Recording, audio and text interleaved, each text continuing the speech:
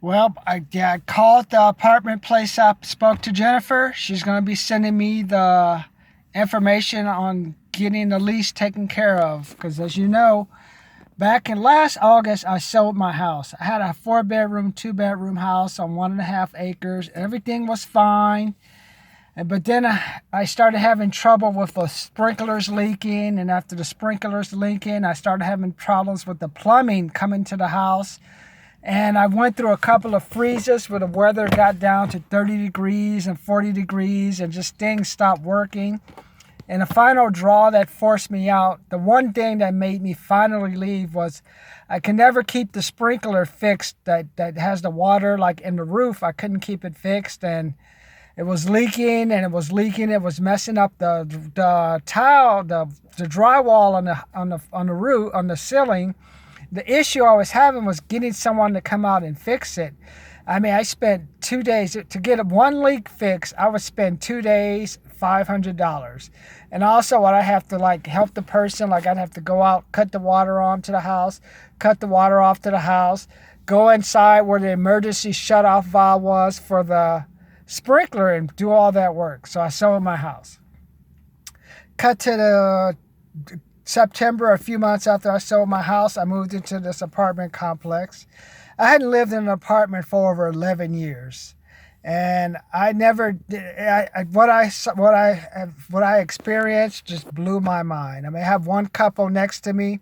I got 5 people in a 2-bedroom, 2-bath house. They're like these two like townhomes, and just a 2 bedrooms, 2 bath. And I had to tell the manager, could you please tell this person to cut down his noise with his television, because the television was like just booming and they're playing their music, they're making noise 2 to 3 in the morning. And like, gosh, I was not like used to that. And then you find out there's another house, there's 6 people in it, living in it with like 2 bedroom, 2 baths. And you're just like, I just like hate to take my old guy story. It's just like, when I was younger, I lived in a 4-bedroom, 1-bath house, and that drove me nuts. Like me and my grandfather, we used to have to roll out the sofa, sleep on the sofa. And then we have to put the sofa up by 6:30 in the morning so we can fix it up, because the sofa was in the living room. So we'd fix the sofa up so people could sit on it when we came in the house. And I just remember back in those days, people who lived together, they like talk negatively about them. So anyone who's over, I'm 51, so anyone who's over 50 knows what I mean. You know how people used to talk about people, oh, look at all those cars parked in front of the house. How many people are living in that house? Back in my day, and they used to talk about them. But now you have like 5, 6, 7 people living in the house with only 2 bathrooms. I mean, I remember when Hogg and me and Miss Diggs lived in the house, there was at least 4 people, at least 3 people minimum, 4 people minimum in the house, and we had to share the bathroom. And I remember that bathroom was nasty, man. Let me just cut to the chase, because my grandparents was in their 50s, and back then there was no such thing as home improvement, and they took it seriously. There would be no improvements. Like I used to say, like the dogs used to live better than the people in the house. Dogs had a dog house, sleep under the porch. I even slept in a dog house sometimes. It's like, hey man, can you make room, Butterball, Girl, or Rex? I just need to get away from these people. Lick my face. And then we would sleep for the night. But my parents said, get in the house, boy. So I have to go in the house. So I lived in this apartment complex. I signed a 9-month lease because I knew something would go wrong. I know how I am when it comes to living around people, and I mean, I'm like the old guy. I can be anal, especially when I start spending a lot of money. That's when I go like, I can get really like ballistic. So it's like, okay, I signed a 9-month lease. I knew things were going to hit the fan. So then I started looking for apartments. I think about 4 months ago, I started looking into apartments, checking out what was out there. And I just realized, man, I hate people, man. I can't let, and it comes to, I mean, that's why I don't know how long I'll last in this one. Probably by another 1 to 2 years. I don't necessarily want to buy a house, but I'm going to get a house on a lot of acres. Me and my girlfriend, get a couple of dogs. And we live like the militia, man. The militia got it right, man. Just stay away from me and I'll stay away from you. How does that sound?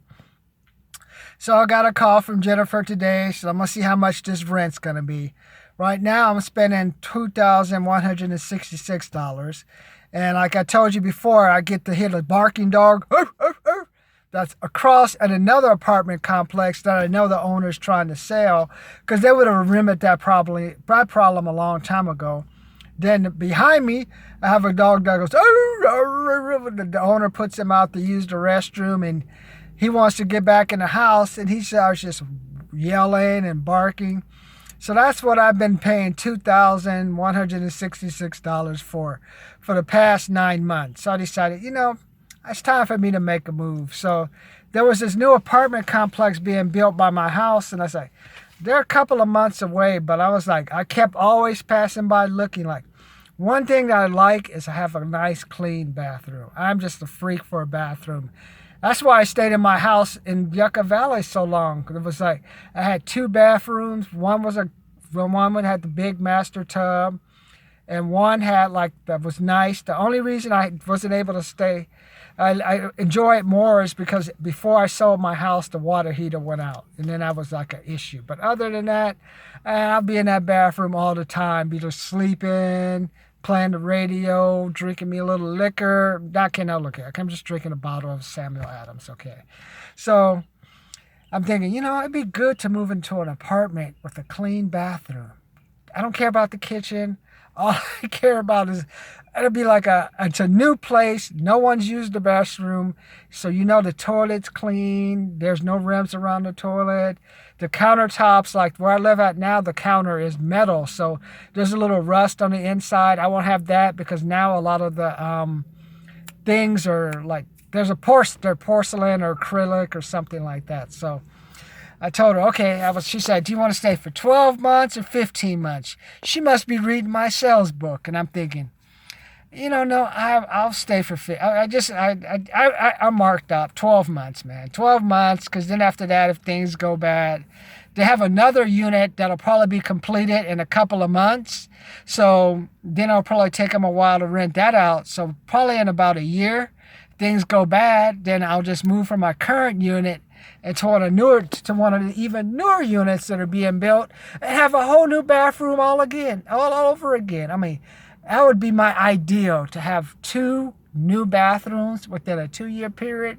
Man, that's enough for me to grow some hair, man. So she's going to send me the information. And then the reason I'm also I said, okay, I'm ready to make the commitment, is I went to the credit union yesterday.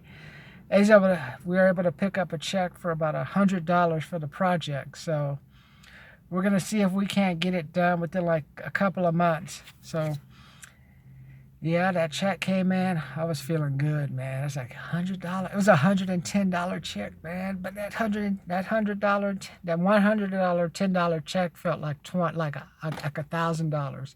Because for my regular job, I don't get paid for another 3 weeks until October 1st. So I'm going to get paid another $100. I got paid $110 this week. And then in 2 more weeks, I'll get another check for about $200.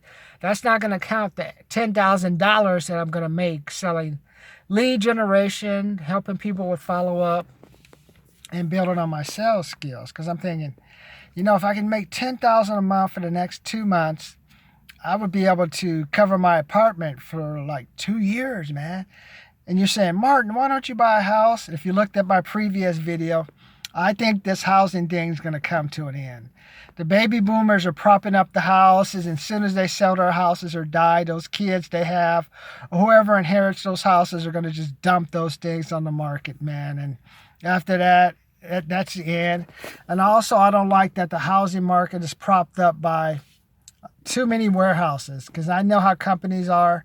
I worked in a warehouse when I was younger. Calvin, I remember his name, Calvin and I, we ran a massive shop. It was him and I.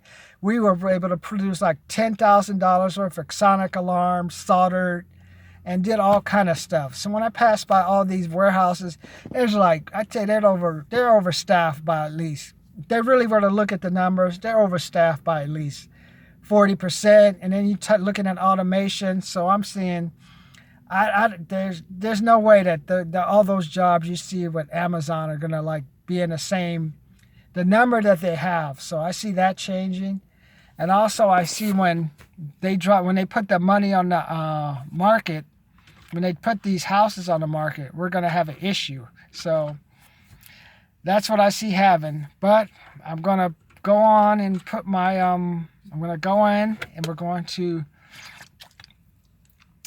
go and sign the lease. We'll go in there October 1st, and then I'll start my new adventure. So this is Escape from My Apartment, day 17.